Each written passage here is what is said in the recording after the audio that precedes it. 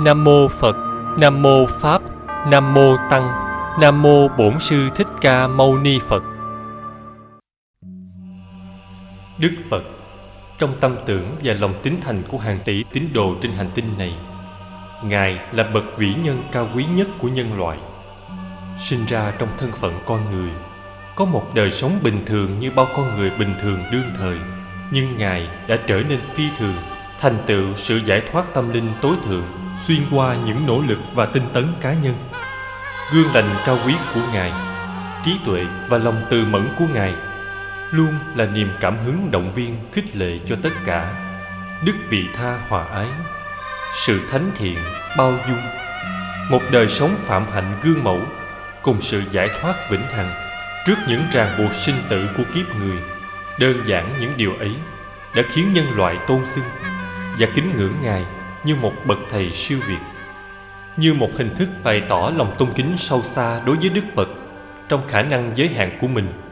Cùng với hãng phim Nghiệp Thắng, Chùa Hoằng Pháp đã thực hiện bộ phim Con Đường Giác Ngộ. Bộ phim là những trích đoạn tóm tắt, tái hiện phần nào về cuộc đời của Đức Phật. Những đệ tử thân cận của Ngài, những vị đại thí chủ có công hộ trì tăng đoàn, cũng như điểm sơ qua vài nét về con người và xã hội Ấn Độ. Dù đã cố gắng hết sức mình, song những người thực hiện hiểu rằng tự thân bộ phim không thể là một tác phẩm hoàn hảo. Vì thế, rất mong nhận được sự cảm thông từ phía người xem. Nguyện cầu giáo pháp giải thoát của Thế Tôn mãi lan tỏa cõi đời, mở ra con đường giác ngộ tối thượng cho nhân thiên, để thế gian luôn sống trong chan hòa an vui, hạnh phúc.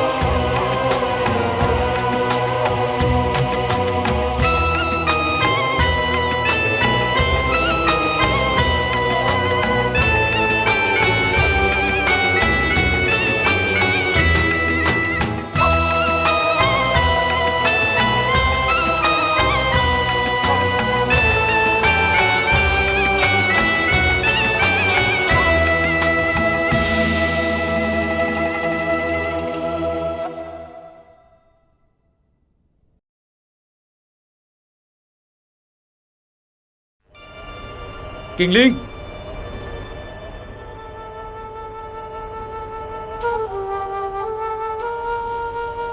Mình biết là bạn đang ở đây mà.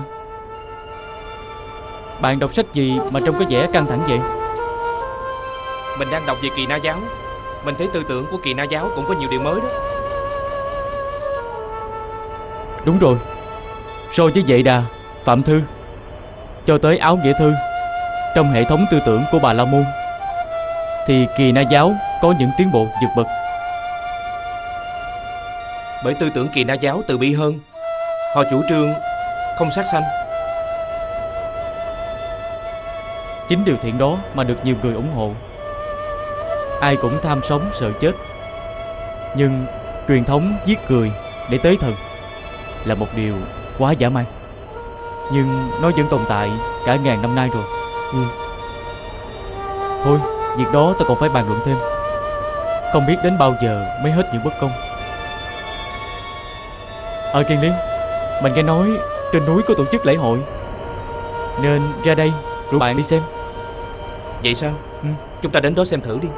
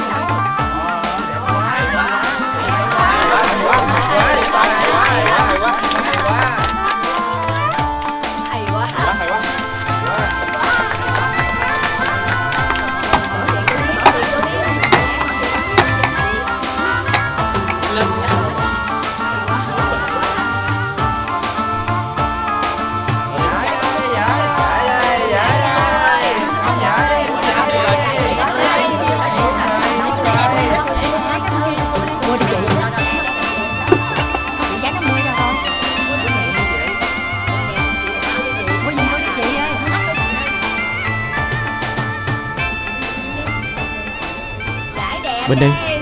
Mời Huynh.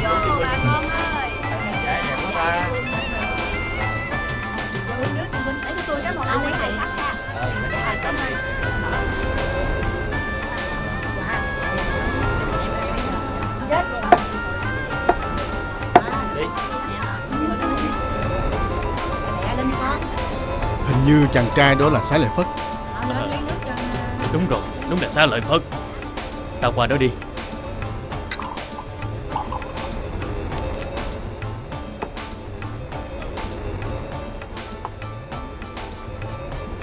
Chắc huynh không nhớ tôi, nhưng tôi nhớ huynh rất rõ. Dù cách đây đã khá lâu rồi. Này các huynh, đây là Xá Lợi Phất. Đây từng là thần đồng. Lúc nhỏ mới 8 tuổi đã đọc thuộc nhiều bộ kinh, có tài đối đáp, được vua ban tặng cho cả một gia trang. Tôi nhớ rồi. Năm xưa chính huynh đã nghe lời những vị đại thần đuổi tôi ra khỏi hàng ghế luận sư. Xin lỗi, đó là những dại khờ của thời thơ ấu. Bỏ qua cho. Không sao. Nhưng cũng chính vì những lời lẽ thấu tình, đạt lý và kiến thức sâu rộng của huynh đã làm cho các vị luận sư và các đại thần phải khâm phục. Thật là không hổ danh là con của ngài U Ba Đề Xá. Đây là một Kiền Liên, người bạn thân thiết của tôi. Dạ. Một người thân thiết với Xá Lợi Phất chắc hẳn có gì đặc biệt.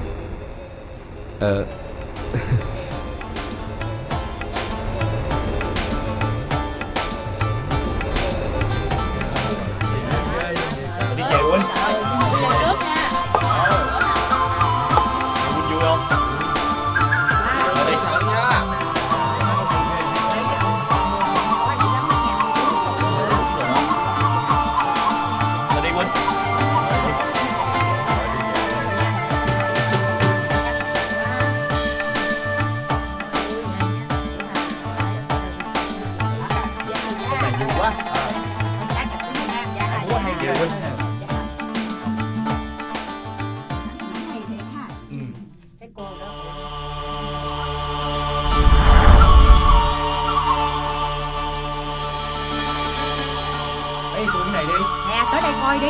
hay lắm nè.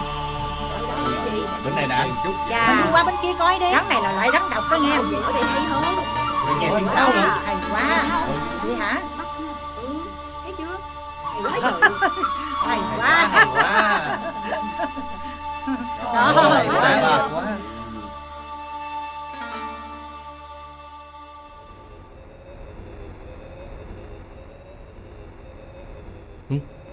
Huynh còn luyến tiếc điều gì? Tôi biết Huynh nghĩ điều gì rồi.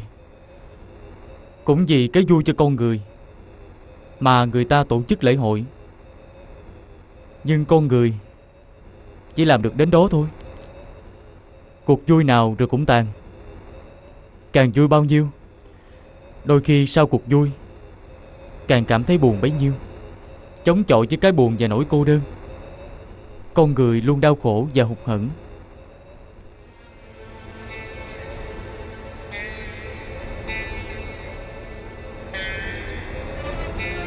Đúng là mọi thú vui ở trên đời đều tạm bợ. Có cách nào để có một niềm vui vĩnh viễn, thoát khỏi các nỗi khổ? Tôi đã đọc qua nhiều triết lý của các đạo giáo, nhưng cảm thấy chưa có một giáo lý nào dẫn tới trạng thái hỷ lạc vĩnh viễn. Muốn đạt tới cảnh giới đó, cần phải có sự tinh tấn và tu học.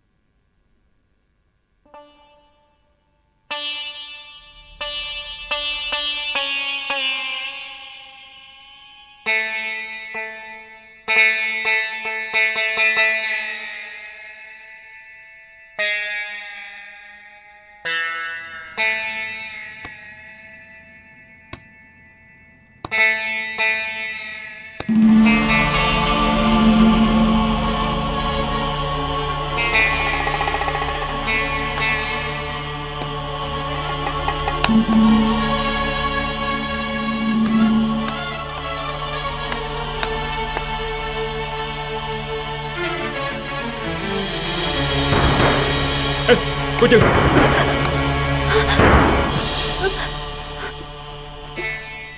Ta... Cả nhi, anh đã phạm giới rồi. Anh hãy bình tĩnh lại và đi ra ngoài đi. Ta... Nếu anh không đi thì tôi sẽ đi. Không, ta sẽ đi.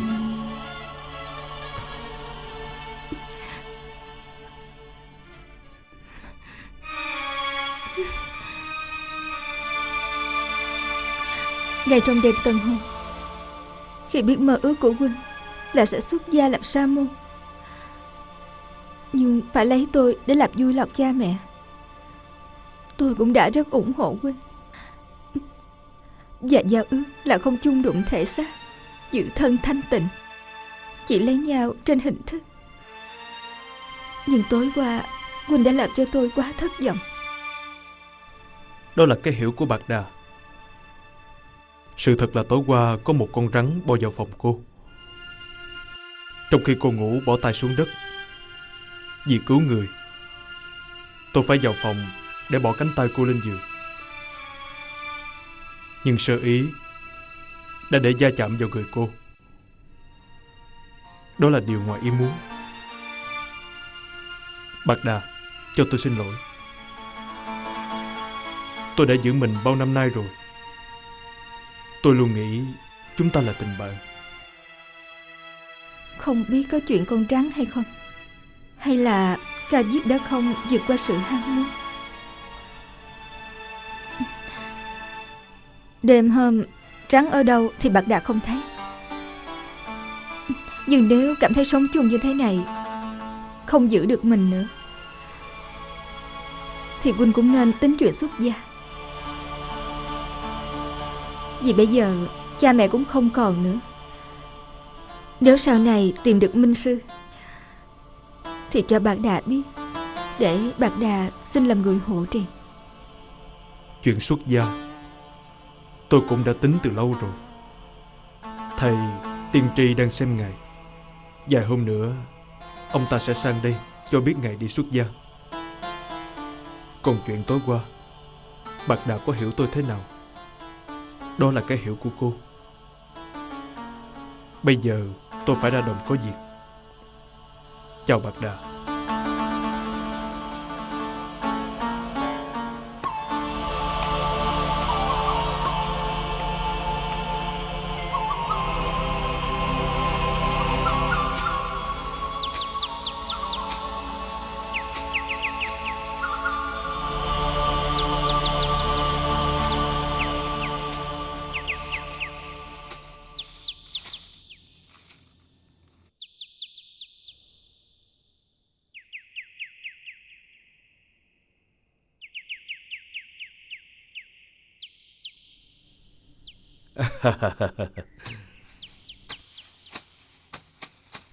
Dạ, con chào bác. Hôm nay bác không đi xử à? Ta ra đây, đang chờ người đến đón. Thưa cha, con mới về. Mẹ con có nhà không cha? Mẹ con mới đi mua thêm đồ cúng. Nè, Lợi Phất. Dạ. Kiền Liên. Dạ. Hai con nghe đây. Việc hôm trước các con hỏi khiến ta rất vui. Vì tuổi trẻ ít có ai nghĩ được như hai con. Ước mơ đến một niềm vui vĩnh viễn cho đời người. Đó là một sự giải thoát. Đó là một con đường lớn. Điều này cần phải có sự kiên trì, nỗ lực, tầm sư, học đạo. Trong 6 phái triết học hiện nay, theo ta, Sang Xà Dạ là một giáo sĩ cũng có nhiều điểm đặc biệt. Dạ, chúng con cũng có nghe danh tiếng của ông ta và sẽ tìm tới đó để tìm hiểu giáo lý, thưa cha. À, hai con ở nhà, ta đi được. Dạ. Dạ.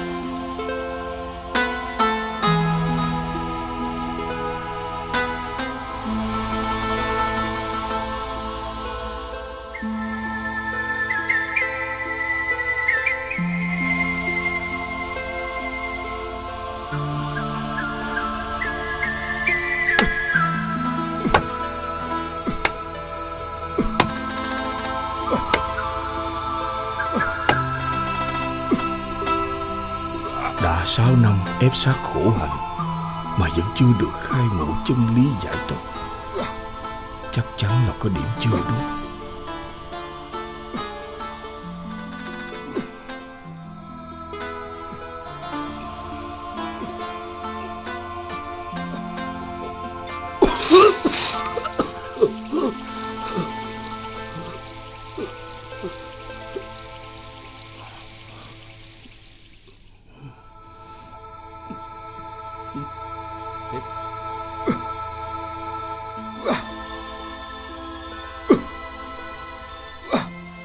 Con người được hình thành từ hư không, đất, nước, gió và lửa.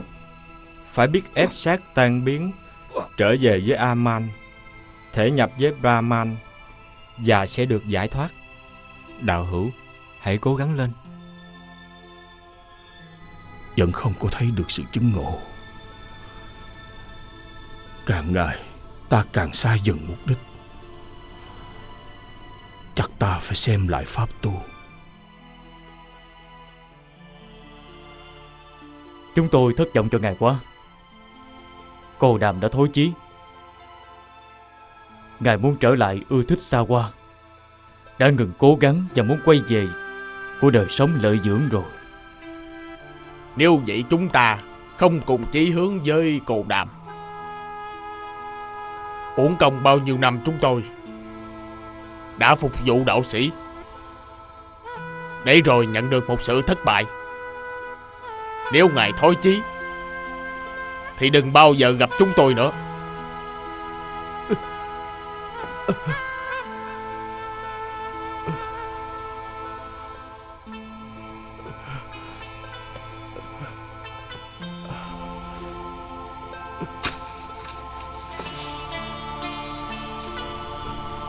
Không thể có một trí tuệ sáng suốt minh mẫn trên một cơ thể suy nhược gầy yếu.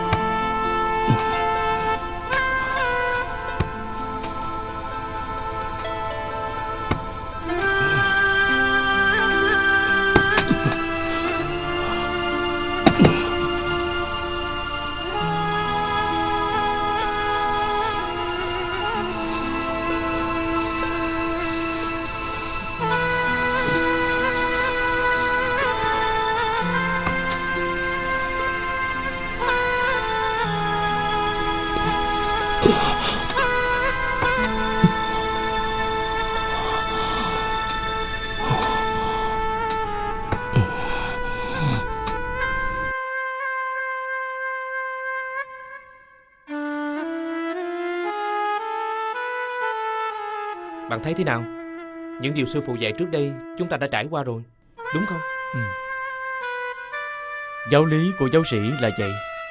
Chúng ta cứ cố gắng chờ một thời gian nữa, biết đâu có cơ hội chứng ngộ. Sư phụ hướng dẫn chúng ta chấp trì, tập trung tư tưởng, rồi vắng lặng như hư không, cứ giải thoát tự tại, hành trì hoài mà tôi chưa thấy khai mở cảnh giới mới. Đúng rồi. Đúng rồi. Vẫn không cảm nhận được điều gì đặc biệt hết. Thôi, tới giờ rồi. Thôi, chúng ta vào lớp đi.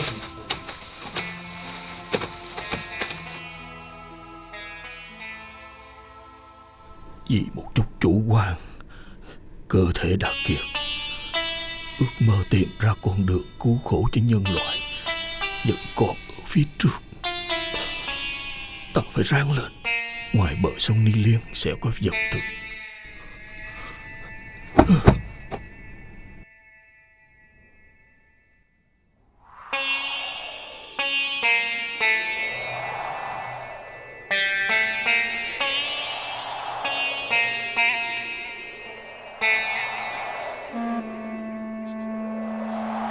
Cô ơi cô!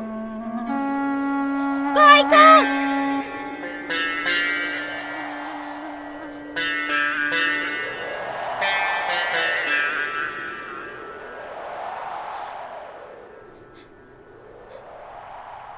Ông đạo sĩ ơi! Ông đạo sĩ ơi!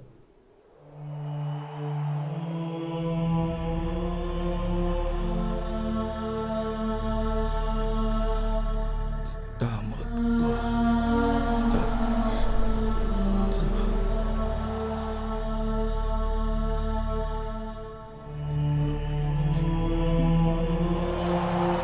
Cô có đem sữa. Ông uống một chút cho tỉnh nha.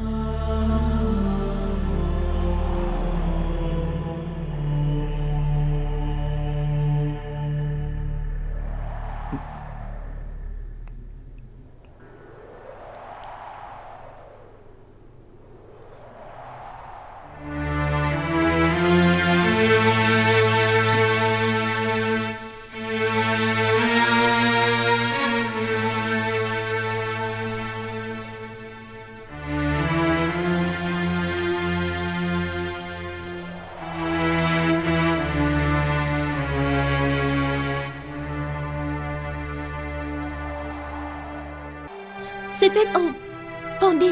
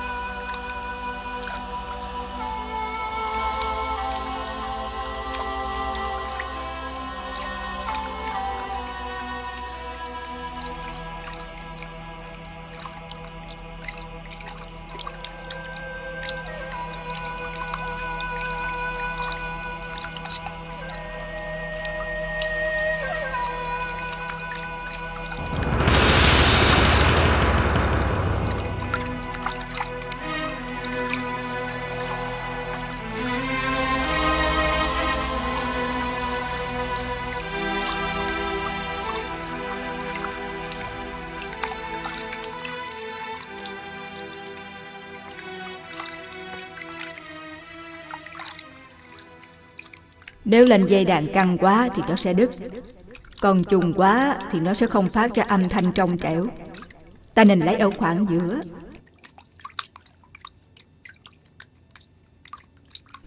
Thân ta cũng giống như dây đàn. Vậy là ta không nên ép sát khổ hạnh, và cũng không nên quá lợi dưỡng. Phải giữ ở khoảng giữa, giữ cho thân xác đủ khỏe để tu đạo. Phải theo con đường trung đạo.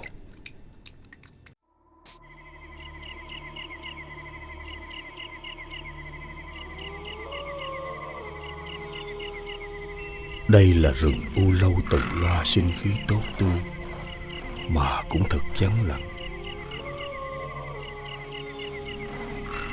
Trong kia là làng Xê Ná, cũng thuận lợi cho việc khất thực.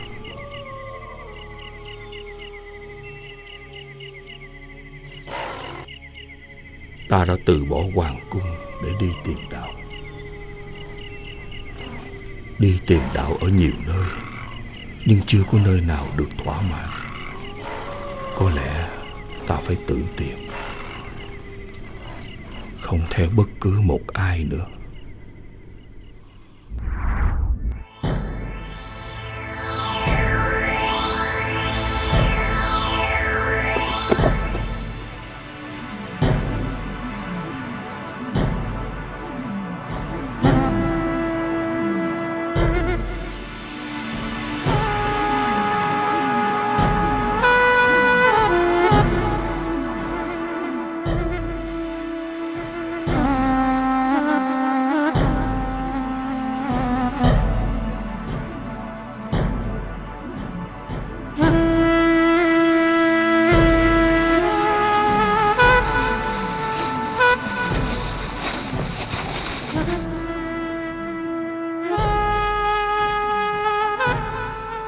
Nếu như không cày ruộng thì những con dung dế kia không chết.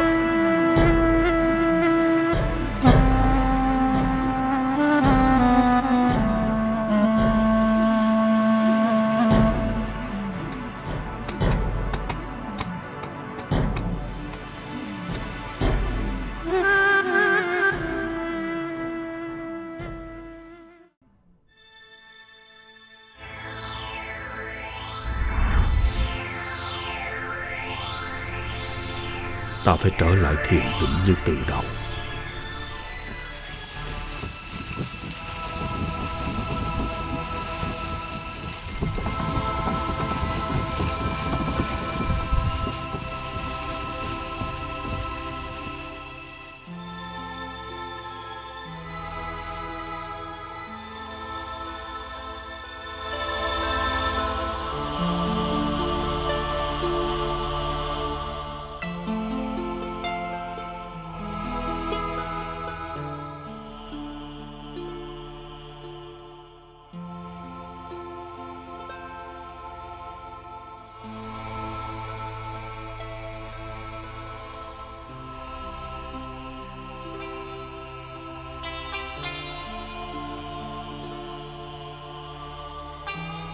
Số đất đai này lâu nay các người đã có nhiều công chăm sóc cho gia đình chúng tôi.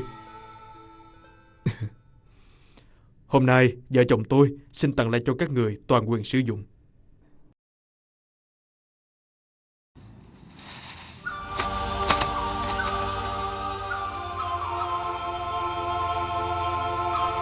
Chúng tôi là giai cấp Thủ Đà La, là những nô lệ cùng đinh, chỉ biết phục dịch cho giai cấp Bà La Môn của các ngài, nay được các ngài ban cho ruộng vườn. Chúng tôi không biết lấy gì để đền đáp. Với chúng tôi, của cải, gia đình và quyền lực xưa nay đã không màng đến. Chẳng qua bấy lâu nay giữ gìn là để cho cha mẹ vui lòng. Giờ cha mẹ của chúng tôi đã qua đời, chúng tôi nguyện sẽ phân phát hết của cải trước khi làm sa môn. Bao giờ làm lễ xuất gia cho ngài Ca Diếp? Chỉ còn 49 ngày nữa thôi. Tôi phải lo thu xếp mọi việc để kịp ngày ra đi.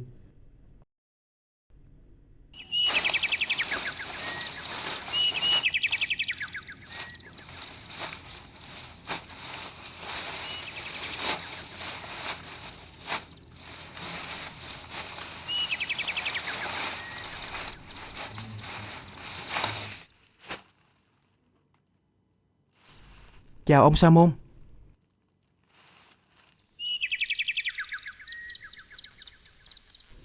Tôi tặng ông nhúm cỏ Kusa này. Loại cỏ này có mùi thơm rất là dễ chịu. Tôi tìm nó ở ngoài cánh đồng khi đi chăn bò. Cảm ơn con nhiều. Con biếu ta số cỏ này thì lấy gì mang về nhà? Dạ không sao, con sẽ kiếm bó khác. Ngoài bờ sông còn nhiều lắm. Chào ông.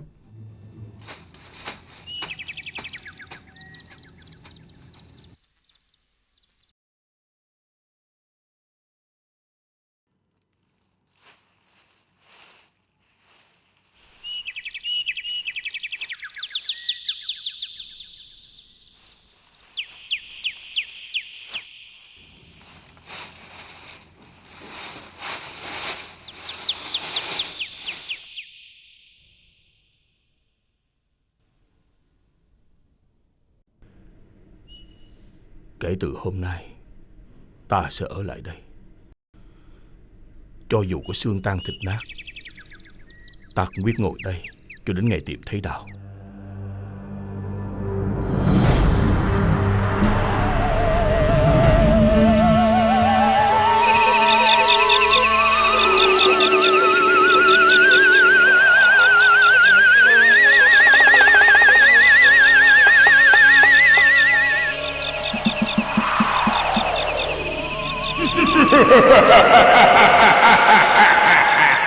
Này đạo sĩ Tất Đạt Đa, chúng ta không tin ngươi, sẽ không còn dục vọng.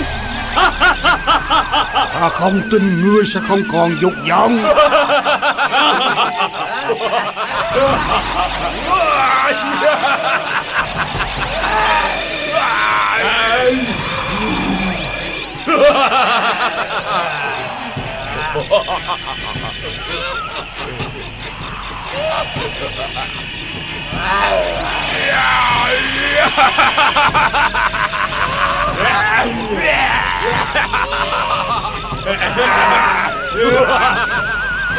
Này các mỹ nữ,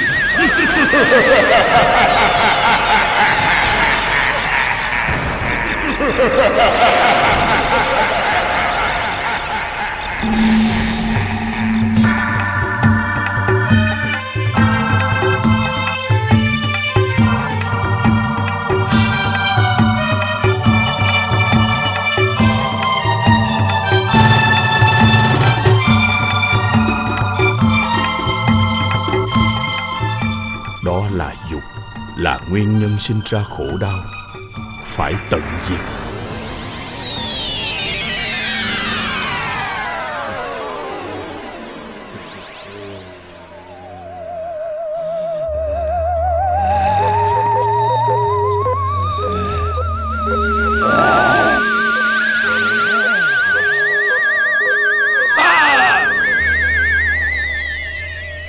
Những thứ của cải và quyền lực cũng là nguyên nhân sinh ra khổ, cần phải tận diệt.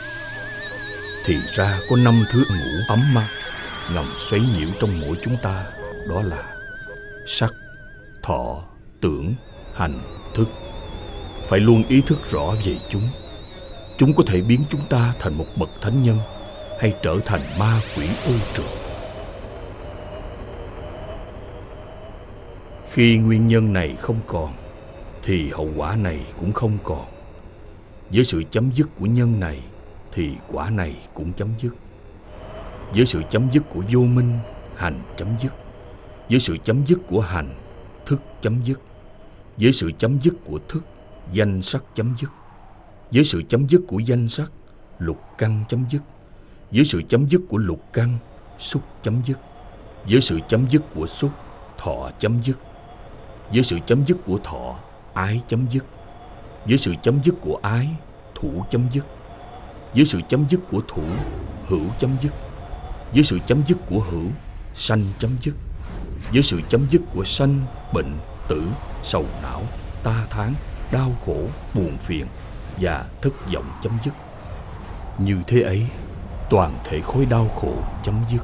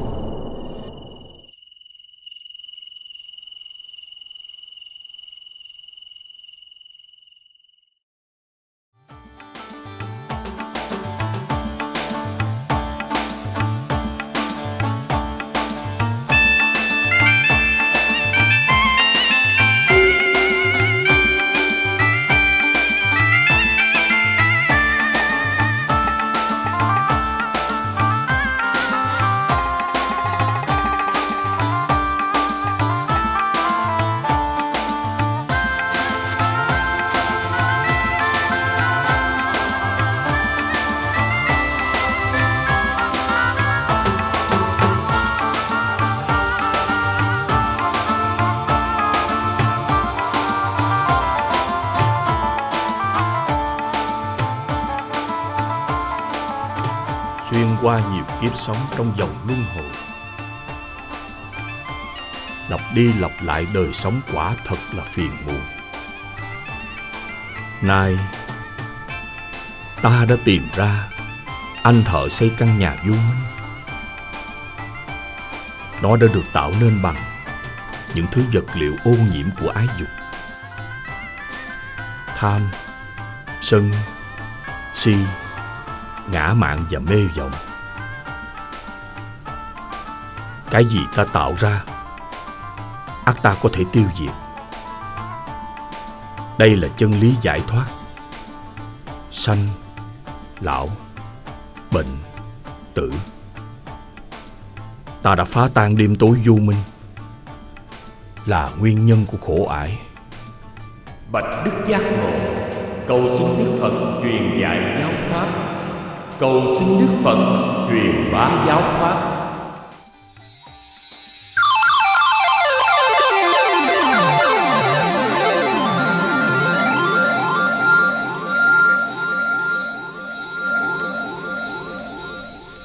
Này hỡi Phạm Thiên, ta cũng đang suy ngẫm điều này.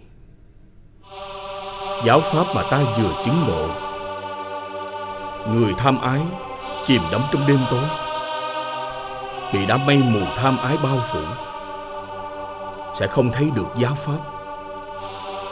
Bởi giáo pháp đi ngược dòng tham ái. Giáo pháp sâu kín, thâm diệu, khó nhận thức và tế nhị. Có những chúng sanh bị ít nhiều các bụi vướng trong mắt, nếu không nghe được giáo pháp sẽ phải trầm luân sa đọa. Nhưng cũng có người chứng ngộ chân lý, cầu xin đấng giác ngộ truyền bá chánh pháp. Cầu xin đấng toàn giác cung thịnh Đức Thế Tôn truyền bá chánh pháp.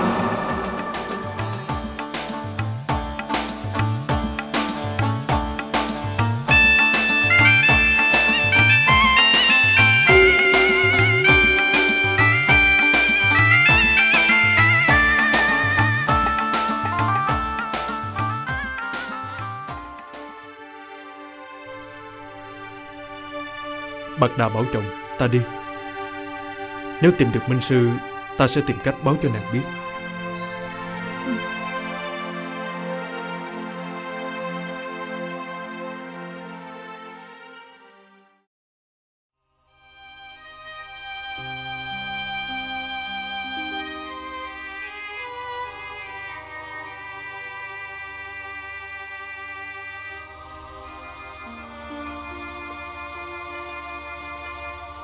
Đạo sĩ Tất Đạt Đa đang đi tìm chúng ta.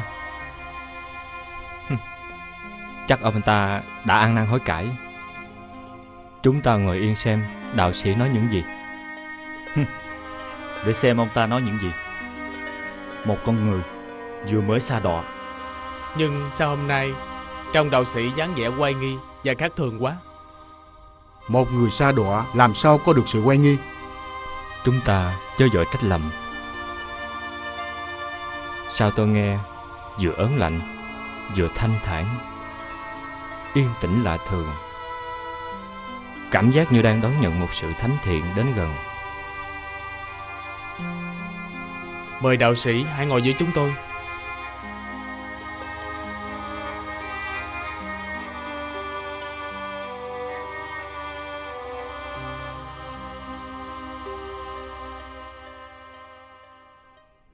Hôm nay ta tìm đến các thầy là để nói cho các thầy biết về một chân lý giải thoát. Thoát khỏi sanh, già, bệnh, chết. Một chân lý nhiệm màu mà ta vừa mới chứng ngộ. Này đạo sĩ Cồ Đàm, trước kia với bao nhiêu cố gắng để nghiêm trì giới luật mà đạo sĩ không thành đạt trí tuệ nào siêu phàm, đạo sĩ đã trở lại đời sống lợi dưỡng, thì làm sao thành đạt được trí tuệ siêu phàm và chứng ngộ? Này các đạo sĩ, ta không hề xa hoa, không hề ngừng cố gắng và không quay trở lại đời sống lợi dưỡng. Bởi ngay từ lúc sống trong hoàng cung, ta đã cắt ái từ thân suốt 6 năm trường cùng các người. Nhờ tinh tấn tu học mà ta đã vượt lên và đi đến chứng ngộ. Các người chớ có lầm nghĩ mà để mất đi cơ hội chứng ngộ như ta. Này các đạo hữu, xưa nay chúng ta đã sai lầm, đã đem đến cho đời người vốn đã khổ, nay lại càng khổ thêm. Đó là sự ép sát khổ hạnh. Các người đã cùng ta từ bỏ sự lợi dưỡng. Vì sự lợi dưỡng sẽ nảy sinh dục vọng. Còn sự ép sát khổ hạnh sẽ làm cho thân thể đau đớn, chết mòn. Và theo đó, trí tuệ cũng không được minh mẫn. Trên con đường đạo hạnh, cần tránh hai thái cực đó. Nó không ích lợi cho việc tu đạo, không xứng phẩm hạnh của bậc thánh nhân. Nên ta đã chọn con đường trung đạo. Nếu các ngươi theo ta, thì hãy từ bỏ khổ hạnh, cũng giống như đã từ bỏ sự lợi dưỡng, theo con đường trung đạo mà tu. Vậy đạo sĩ hãy nói, con đường trung đạo là gì? Này các đạo sĩ, con đường trung đạo có 8 nhánh. Ta đã suy nghĩ kỹ rồi. Người tu sĩ phải luôn sống trong bát chánh đạo. 1. Chánh kiến, nghĩa là hiểu biết phải chân chánh. 2. Chánh tư duy, nghĩa là suy nghĩ phải thuần chân. 3. Chánh ngữ, nghĩa là lời nói phải hiền hòa, phải đúng chân lý. 4. Chánh nghiệp, nghĩa là hành động, ý nghĩ và lời nói không gây đau khổ, tránh thiệt hại cho kẻ khác. 5. Chánh mạng, nghĩa là sống bằng việc làm, nghề nghiệp phải chân chánh, không tổn hại mình và tổn hại người. 6. Chánh tinh tấn, nghĩa là phải siêng năng, phải theo lẽ phải. 7. Chánh niệm, nghĩa là phải nhớ nghĩ chân lý. 8. Chánh định, nghĩa là phải giữ tâm linh vắng lặng, theo chính đạo. Này các đạo sĩ, tất cả các khổ đau đâu phải tự nhiên hay ngẫu nhiên mà có, hay do Thượng Đế đã an bài. Nguyên nhân của nó là do con người chất chứa, huân tập những tham ái, ngã chấp, rồi phát sinh phiền não, tham, sân, si. Tất cả những thứ ấy gọi là vô minh. Muốn độ được vô minh để thoát khổ, con người phải quyết tâm tận diệt sạch phiền não, tham, sân và si. Đó là phương pháp để giác ngộ và giải thoát. Những lời giáo huấn của đạo sĩ thật mới mẻ, sâu xa. Tuy nhiên, bản thân tôi trì độn, chậm chạp, chưa được thấu đáo mọi bề. Xin đạo sĩ nói rõ thêm. Này các đạo sĩ, với thực tại cuộc đời, ta khai thị cho các ông biết, đó là khổ. Vì tính nó hay bức bách, đó là tập. Vì tính nó thường dễ chiêu cảm, đó là diệt. Vì tính nó có thể chứng, đó là đạo. Vì tính nó có thể tu. Khổ, tập, diệt, đạo, đơn giản như vậy sao? Này các đạo sĩ, ta khuyên các ông hãy tích cực. Đó là khổ, các ông cần phải biết. Đó là tập, các ông cần phải trừ. Đó là diệt, các ông cần chứng đắc. Đó là đạo, các ông cần tu tập. Vậy đó có phải là chân lý nhiệm màu mà đạo sĩ đã chứng ngộ? Này các đạo sĩ, hãy noi theo ta để biết rõ. Đó là khổ, ta đã biết rồi. Đó là tập, ta đã trừ xong. Đó là diệt, ta đã chứng được. Đó là đạo, ta đã thực hành. Trong thực tại, khổ, tập, diệt và đạo là 4 chân lý chắc thật nhiệm màu. Vì thế được gọi là tứ diệu đế. Chỉ có thánh trí mới thấu rõ được, nên còn gọi là tứ thánh đế. Chúng tôi xin theo Ngài học đạo.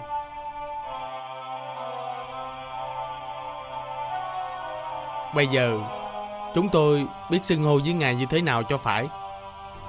Xưng hô như thế nào cũng chỉ là hình tướng, là pháp đối đãi mà thôi. Các pháp đều là giả tạo. Ta chỉ mượn nó là phương tiện để tổ chức tu học. Các người hãy gọi ta bằng tất cả những gì các người thực thấy ở ta, bằng sự chánh kiến và chánh tư duy. Nếu tin ta mà không hiểu gì về ta, là các người đang phỉ báng ta.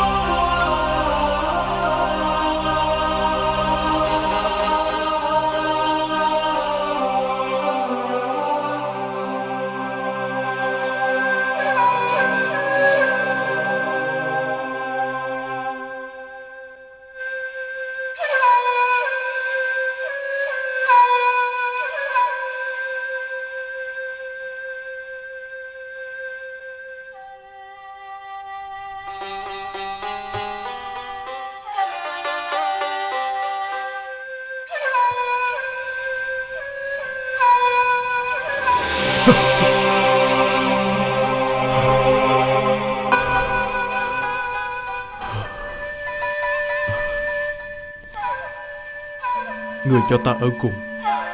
Đêm nay ta sẽ sưởi ấm cùng người.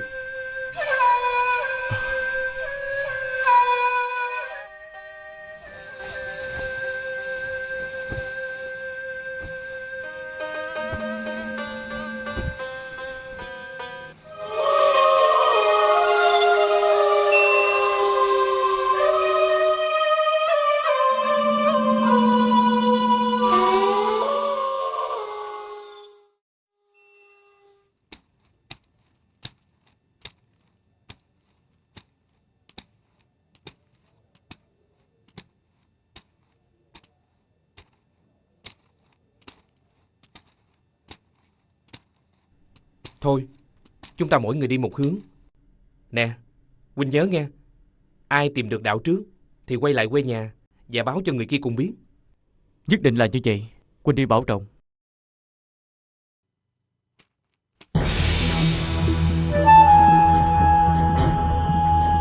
Hỡi thần lửa quang minh, Ngài là thiện thần, Ngài là sự sống, là ánh sáng, là nguồn năng lượng của muôn loài. Xin Ngài hãy giúp chúng con trở về với Phạm Thiên. Với Rama, chúng con suốt đời thờ phụng Ngài.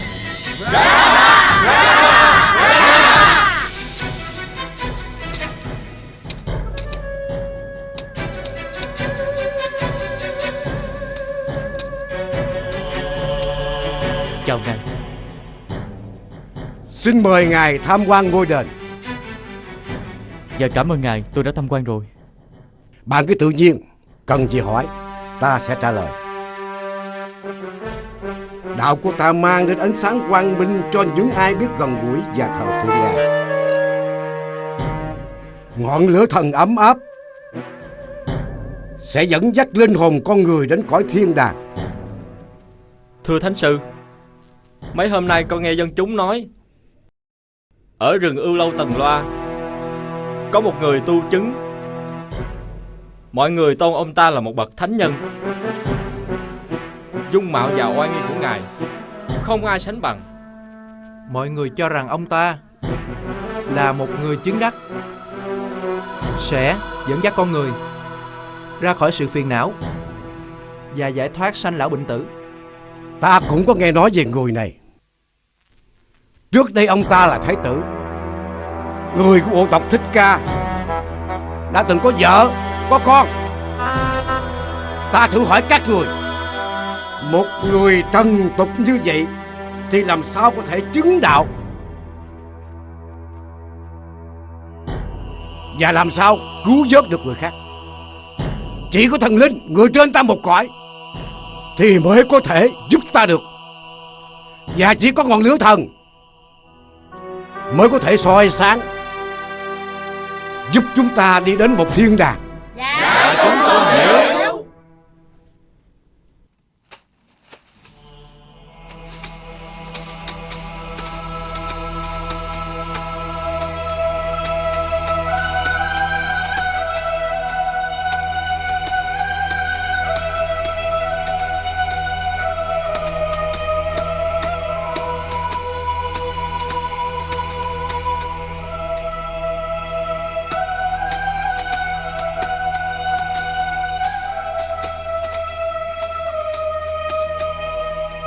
Ta rất vui vì không uổng công trong lần chuyển pháp luân đầu tiên. Các đạo sĩ đã tiếp thu được giáo pháp mầu nhiệm của ta. Bây giờ chúng ta đã an lạc, và hãy vì lòng từ bi mà tùy duyên hoằng hóa chánh pháp, để cứu độ những chúng sanh còn đang mê mờ lầm chấp. Kiền Liên! Kiền Liên! Có chuyện gì mà bạn vui quá vậy? Hay đã tìm được điều gì mới? Phải nói là một niềm vui mà từ trước đến nay tôi chưa hề có. Mình đã tìm được rồi. Bạn ngồi xuống đây.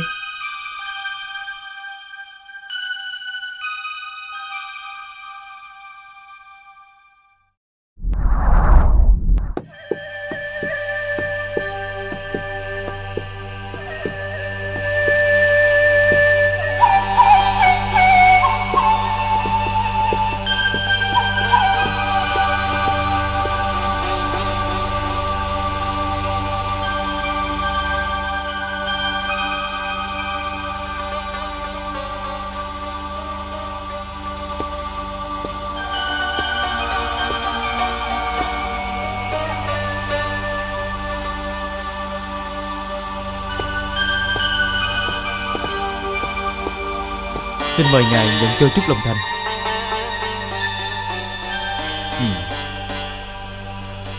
Xin được trò chuyện cùng ngài.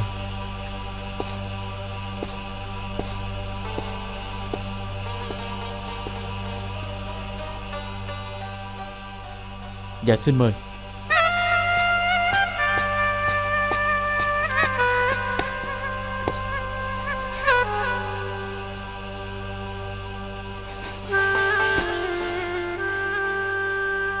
Tôi xin được ngồi trò chuyện với ngài. Xin huynh cứ tự nhiên.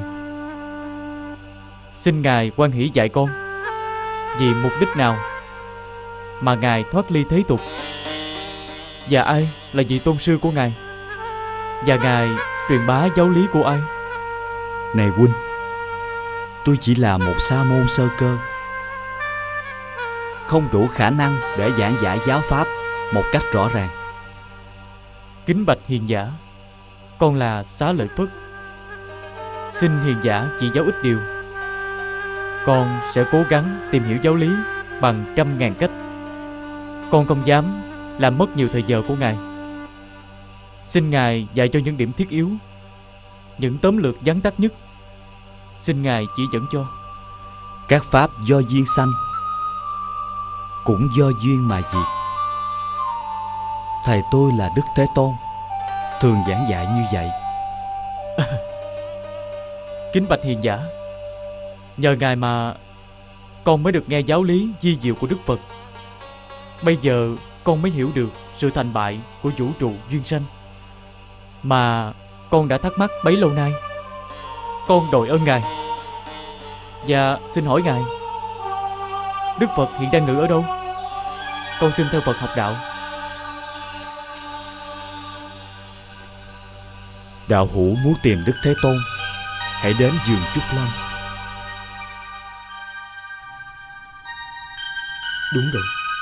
Đúng rồi. Vạn vật do nhân duyên mà kết thành, và cũng do nhân duyên mà có. Cả vũ trụ này cũng theo quy luật của nhân duyên mà thành bại. Hay quá. Chỉ có trí tuệ như Phật mới thấy được điều này. Kiền Liên, ta đi báo cho sư phụ và các bạn biết, rồi ta rủ họ cùng đi tìm Phật.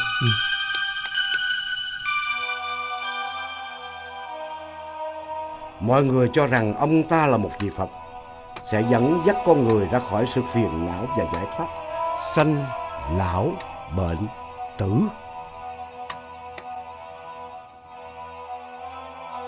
Con mang của vào kho hãy cẩn thận. Mấy hôm nay con có con rắn chúa nó vẫn còn đang ẩn trú trong đó đó. Dạ con biết rồi.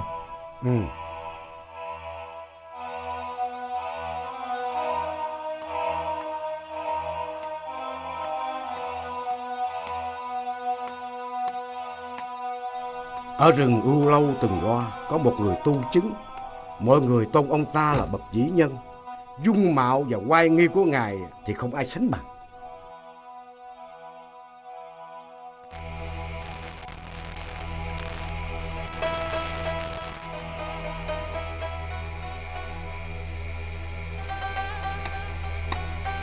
Xin chào đạo sĩ.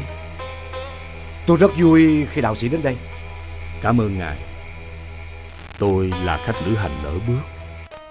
Xin ngài hãy nhân danh thần lửa mà che chở cho tôi qua đêm nay. Xin mời ngồi.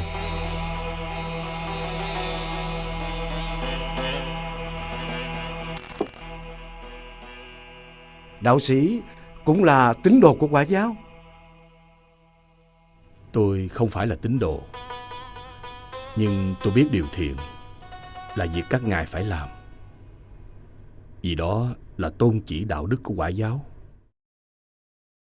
Tránh ác làm thiện là điều tốt cho con người và xã hội. Nhưng tôi nghĩ bể khổ, sanh, lão, bệnh, tử, con người vẫn chưa có cách nào thoát ra được. Mời ông cứ ở lại đây rồi sáng mai lên đường. Ông nói rất hay và trông ông rất là thông thái. Tôi rất thích những người bạn như thế. Về vấn đề sanh, tử và thoát khổ, có rất nhiều giáo phái cũng đang tích cực tu luyện, mong được sự chứng ngộ ấy, nhưng cho đến bây giờ vẫn chưa tìm ra. Đạo của ta chỉ nhờ sự sáng của thần lửa. Sau khi con người chết, thân xác sẽ được thiêu đốt dưới ngọn lửa nghiệp chướng, và tội lỗi sẽ tiêu tan. Lửa luôn bốc lên và thành khói. Linh hồn con người theo đó mà bay lên, trở về với Phạm Thiên. Chỉ có con đường duy nhất ấy mới thoát khỏi khổ ải trần gian.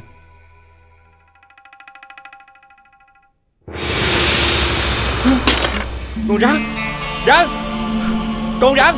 Chuyện gì vậy? Con rắn nó ở trong nhà kho, suýt nữa còn bị nó cắn. Con có sao không? Dạ con không sao. Nó vẫn còn ở trong nhà kho à? Dạ đúng rồi, nó đang ở trong nhà kho. Mấy hôm nay có một con rắn chúa, nó cứ lẫn quẩn trong nhà kho à. Tôi sợ nó làm hại mọi người, nhưng mà đuổi mãi mà nó không đi. Con rắn đó dữ quá. Không biết đêm nay khách sẽ ngủ ở đâu.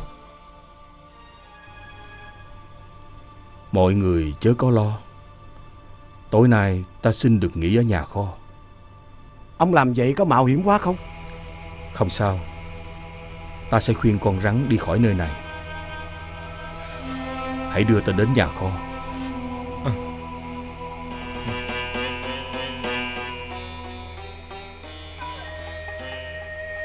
Xin mời.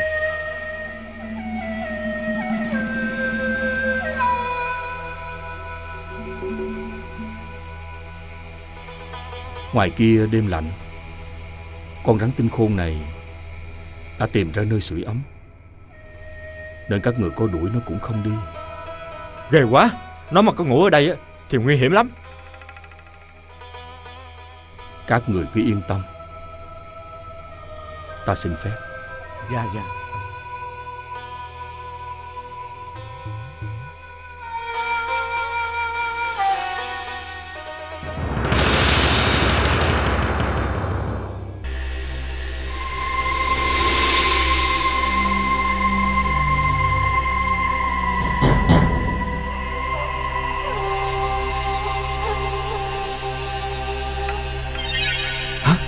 Người ông ta phát ra hào quang.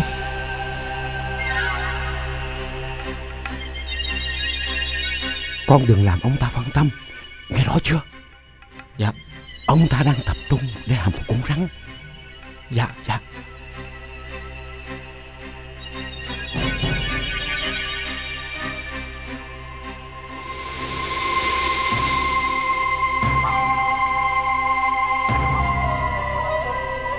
Con rắn đánh lễ ông Sa Môn.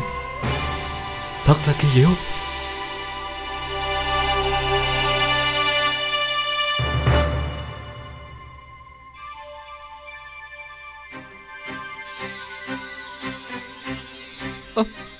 Người ông không sao hết. Dạ, mời ông ngồi. Xin cảm ơn ngài. Chuyện con rắn ta đã giải quyết xong rồi. Mời ông uống nước.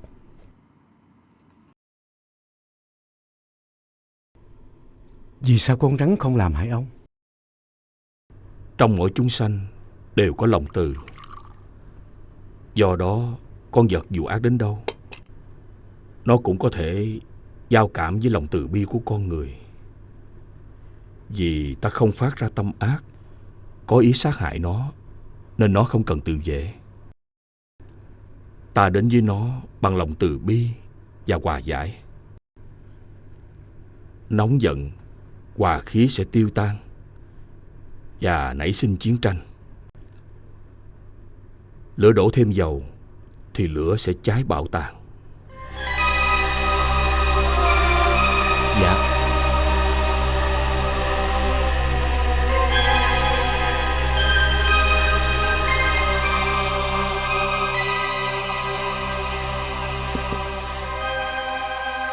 Mời ông dùng bát cháo cho ấm lòng. Những điều ngài nói thật là chí lý. Chỉ có như vậy thôi mà suốt mấy hôm nay mọi người mất ăn mất ngủ vì con rắn. Thật ra cái khổ đó do con rắn chỉ là một phần. Cái chính là do lòng sân hận và sát giết của mỗi người đã được quân tập từ nhiều kiếp. Con rắn cũng vậy. Trong tâm hai bên đã có sẵn sự sân si, nên gặp nhau là có sự va chạm. Con rắn và các người tranh giành nhau một ngọn lửa. Đó là ngọn lửa từ bên ngoài. Còn những thứ lửa nguy hiểm ở bên trong con người mà con người không lưu ý, đó là lửa tham, sân, si và mê vọng. Chính nó đã đem đến cái khổ cho con người. Ví dụ như vừa rồi, đã làm khổ cả người và rắn.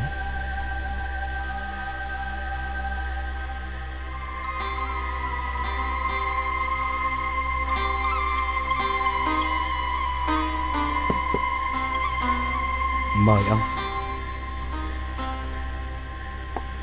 Ta khuyên ông nên lưu ý những thứ lửa ấy. Khi những ngọn lửa ấy đã được dập tắt trong lòng con người, thì ngọn lửa quang minh trí tuệ trong mỗi con người sẽ được thắp lên. Ngọn lửa sẽ soi rọi, xóa tan những đêm tối lầm lẫn vô minh. Con người mới thực sự được giải thoát. Chỉ có chính con người bằng trí tuệ chân thật mới giải thoát cho chính mình, chứ không do một vị thần nào cả. Và nếu ông cho rằng lửa bốc lên làm cho con người theo khói mà giải thoát, có khi nào ông nghĩ nước cũng như lửa, cũng là bản chất uy nguyên của sự sống, bắt nguồn từ Phạm Thiên, và nước có công năng tịnh hóa con người, giúp con người trở về hợp nhất với Phạm Thiên. Bởi nước cũng bay lên, đám mây trắng đang bay trên trời kia cũng là nước đấy, khói cũng là hơi nước. Vậy tôi e rằng sẽ có thêm một đạo thờ nước nữa sẽ ra đời. Ông như vậy thì...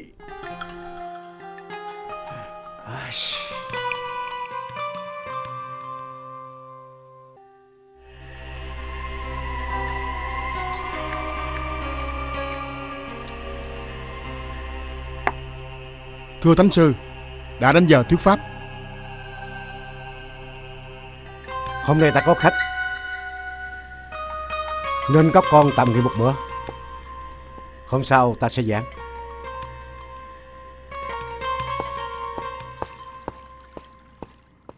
Sao hôm nay thấy Thánh Sư có vẻ lạ quá?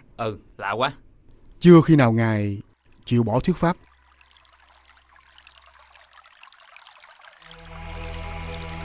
Chúng ta cứ đàm đạo tiếp. Ông cho tôi nhiều ý tưởng rất hay. Chúng ta hãy nối tiếp về nước và lửa. Chúng ta là những thiện hữu tri thức, cứ cùng nhau thảo luận, đôi khi sẽ tìm ra chân lý. Theo tôi, cả mây và nước đều sẽ phải trở lại. Vạn vật như Ngài đã biết, luôn luôn luân chuyển tuần hoàn. Nhưng vạn vật có một nguyên ủy, và vạn vật có thể trở về nguyên ủy. Này Ca Diếp, vạn vật nương nhau mà có mặt.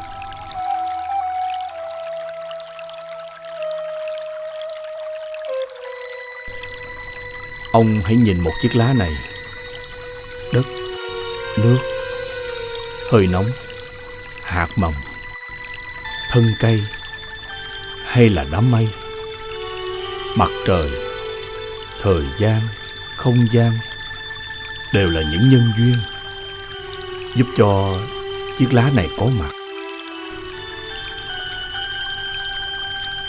Thiếu một trong những nhân duyên ấy thì chiếc lá không thành. Tất cả các loài đất đá thảo mộc và cầm thú đều phải dâng theo luật duyên sanh ấy. Nguyên ủy của một vật là vạn vật. Ông hãy quan sát kỹ xem, có bao giờ một nhân mà đi tới quả đâu. Nhân quả là trùng trùng. Ý niệm về một nguyên nhân duy nhất và đầu tiên là một vọng tưởng do thiếu quán chiếu mà ra. Này Tần Loa Ca Diếp, chiếc lá mà ông đang cầm trên tay là do tất cả các pháp trong vũ trụ hợp lại để tạo thành. Trong đó có cả nhận thức của ông.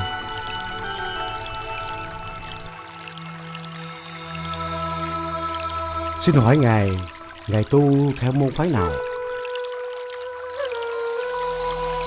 Ta không theo môn phái nào cả.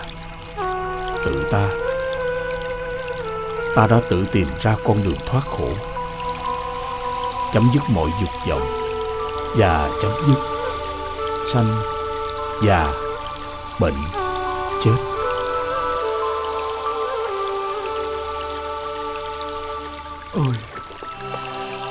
Tôi thật có mắt mà như mù.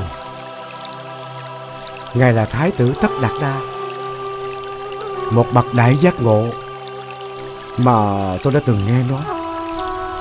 Hôm nay ta đến đây là để chia sẻ những kinh nghiệm tu học mà ta có được. Nếu hành theo pháp của ta thì các người cũng sẽ được đắc quả như ta. Hy vọng sẽ gặp lại các người. Bây giờ ta phải đi đây. Dạ.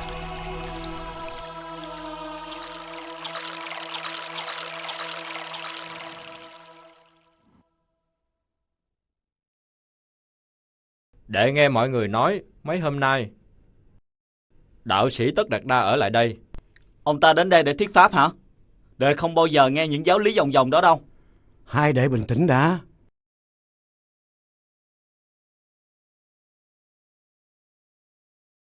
Tin hay không á là quyền tự do của mọi người. Ban đầu thì ta cũng nghĩ như thế. Nhưng giáo lý của Ngài thật là vi diệu. Và hành động của người chứng ngộ thật là vi tế.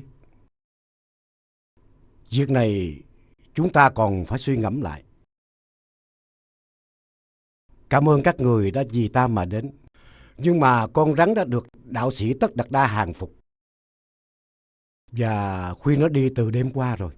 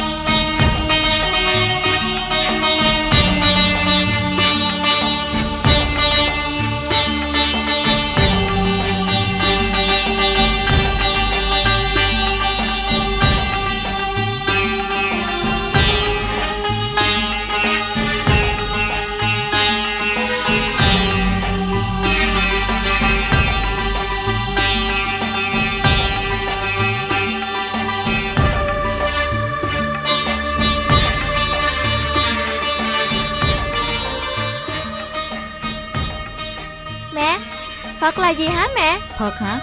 Phật là Phật chứ là cái gì? Ôi, tướng Phật thật là quang minh. Nhưng sao Phật lại đi chân đất?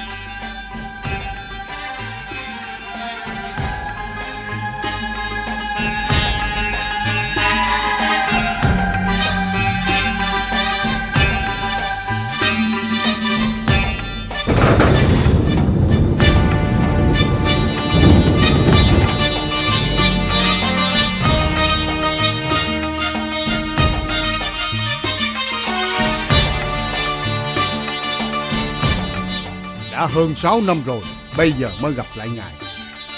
Ngài đã trở thành một bậc giác ngộ. Những mong mỏi của ta thật là không uổng phí. Nhớ lời hứa năm xưa, nay ta đến đây để vấn an đức vua. Dạ xin mời.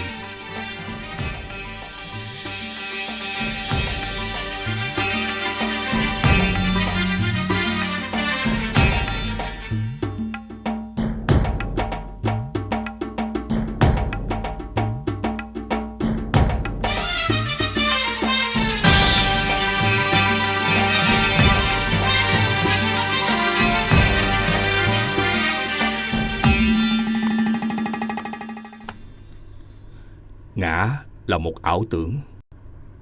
Thân con người do ngũ uẩn hợp thành. Người không biết cho đó là thân ta, là ngã, vì chấp ngã là có thật,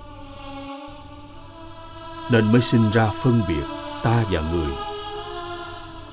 Đây là mầm móng của sự đau khổ. Bấy giờ 5 chất độc tâm tối như tham dục, giận dữ, ảo tưởng và lòng ghen ghét cứ theo đó nảy sinh ra những chuỗi ác nghiệp vô cùng tận. Người này hận thù người kia, nước này giao chiến với nước nọ. An lạc hòa bình không có ở trần gian. Con người biết sống vô ngã, vị tha, xã hội nhân thế sẽ lợi lạc biết bao. Ngài đúng là một bậc giác ngộ, không quên lời hứa năm xưa. Nay ta xin được xây cất vườn Trúc Lâm, làm tịnh xá, cúng dường tăng đoàn, và xin quy y theo Phật.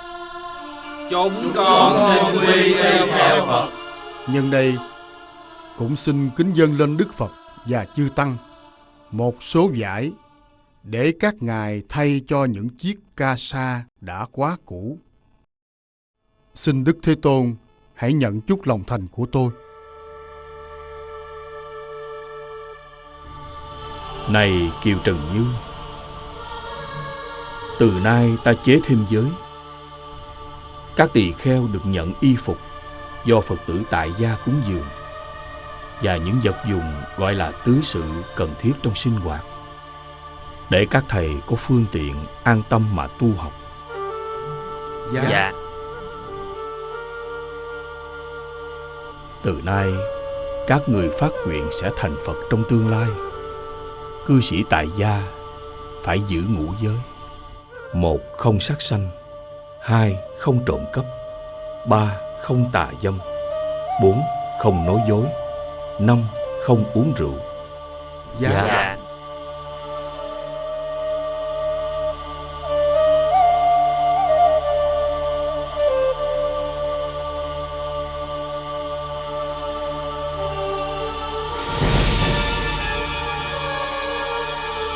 Đó chính là Cô Đàm. Đúng rồi. Chủ nhân nói chúng ta phải theo dõi những hoạt động của người này. Thôi, ta hãy mau về báo lại cho chủ nhân biết.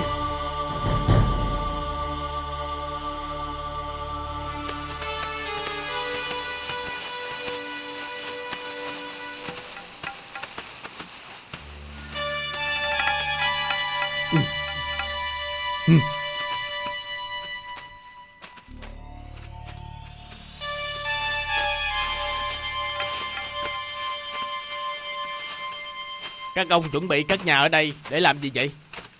Các ông không biết sao? Đức Thế Tôn á hay ngự ở núi Linh Thú này. Chúng tôi cất nhà làm tịnh xá để Đức Thế Tôn có chỗ giảng đạo.